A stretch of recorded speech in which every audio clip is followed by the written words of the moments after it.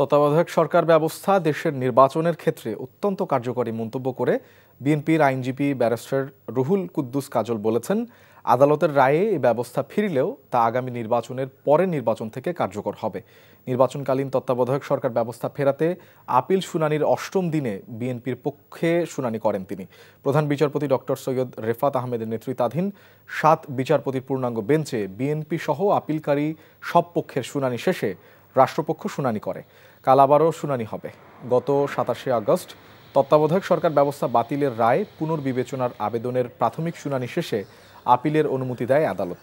এর পরিপ্রেক্ষিতে বিএনপির মহাসচিব মির্জা ফখরুল ইসলাম আলমগীর, জামায়াতের সেক্রেটারি জেনারেল অধ্যাপক মিয়া গোলাম পারোয়ার ও সুজন সম্পাদক বদিউল আলম মজুমদার সহ ৮ ব্যক্তি আপিল করেন।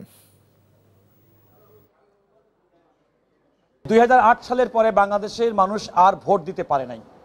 আমি বলেছি বাংলাদেশের মানুষ ভোটকে উৎসব মুখর মনে করে, যেমনটি ২০২৬ সালের ফেব্রুয়ারির মধ্যে অনুষ্ঠিতব্য নির্বাচনটি নিয়ে সারা দেশের মানুষের উৎসব এবং চাঞ্চল্য সৃষ্টি হয়েছে।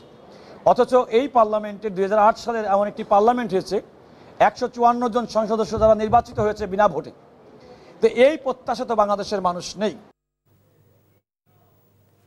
দর্শক, এ বিষয়ে আরও জানতে যাচ্ছি হাইকোর্ট এলাকায়, সেখানে আছেন সহকর্মী হাসান জাবেদ। জাবেদ, তত্ত্বাবধায়ক ইস্যুতে আপিল বিভাগ কি বলেছে?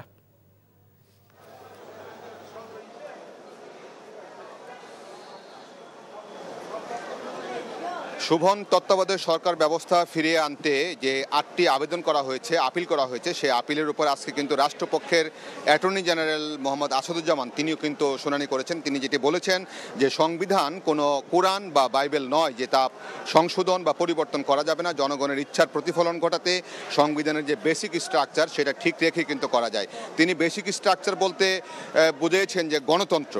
তাহলে গণতন্ত্র যদি রক্ষা করতে হয় এর জন্য যা যা প্রয়োজন সেটাই কিন্তু এখানে সংযোজন করা যায়, এবং সেটা কি তত্ত্বাবধায়ক সরকার ব্যবস্থা, এবং সেই তত্ত্বাবধায়ক সরকার ব্যবস্থা সংযুক্ত করে কিন্তু এই গণতন্ত্রকে পুনরুদ্ধার করা হয়েছিল, গণতন্ত্রের ধারাবাহিকতা বজায় ছিল। কিন্তু যখনই তত্ত্বাবধায়ক সরকার ব্যবস্থাটাকে বিলুপ্ত করা হলো, গণতন্ত্র নস্যাৎ হলো, মানুষের ভোটের অধিকার হরণ করা হলো।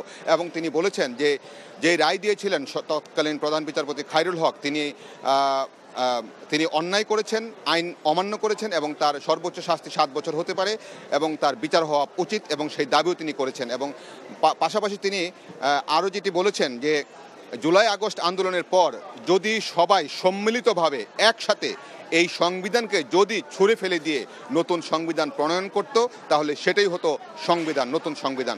কিন্তু তারা সেটি করেনি। তারা সংবিধানটাকে অক্ষুণ্ণ রেখে নতুনভাবে একটু সংস্কার করতে চাচ্ছে, সংযোজন করতে চাচ্ছে। সেটা হতেই পারে, তাতে কোনো বিচ্যুতি হওয়ার সুযোগ নেই। তিনি উদাহরণ দিয়েছেন যে হাইকোর্টের আপিল বিভাগ যেখানে বসে, সেই বিল্ডিংটি যদি কোনো কারণে নষ্ট হয়, সেটা স্ট্রাকচার পরিবর্তন না করে যদি একটি পিলার বসে এটাকে আবার সংস্কার করা হয়, তাহলে কি এটার বলা যাবে যে আপিল বিভাগের পুরো ভবনটিকে নস্যাৎ করা হয়েছে? না, এই পিলারটি এটার সাথে সংযোজন হয়ে যাবে। ঠিক এমনিতেই যখন একটি সংবিধানের সাথে নতুন কিছু সংযোজন করে গণতন্ত্রকে শক্তিশালী করতে যদি কোনো সংযোজন করা হয়, সেক্ষেত্রে সংবিধানের কোনো ব্যত্যয় হবে না, এটার কোনো বেসিক স্ট্রাকচার নষ্ট হবে না। কাজেই সংবিধানে নতুন করে তত্ত্বাবধায়ক সরকার ব্যবস্থা ফিরে আসুক, সেটা তিনি চাচ্ছেন।